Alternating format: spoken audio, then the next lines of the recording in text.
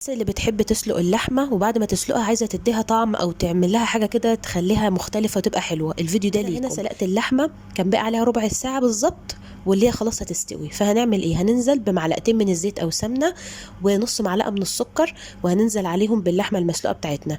ندي صدمه كده للحمه وتاخد لون بني فاتح زي ما انتم شايفين. وبعدين مجهزه معايا بصله كبيره مقطعاها مكعبات، هشوحها مع اللحمه لحد ما البصله دي تبدا تدبل. هنجهز معانا فصين من الثوم هنبشرهم زي ما انتم شايفين او تهرسوهم، وهناخدهم تشويحه مع بعض كويس. وبعدين هننزل ربع معلقه فلفل اسود، كمون، قرفه على جنزبيل، وكزبره ناشفه. بقى معلقه صغيره من الدقيق.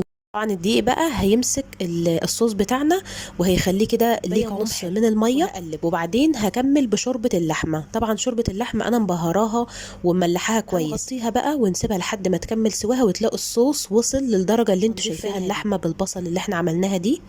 وبديهم كده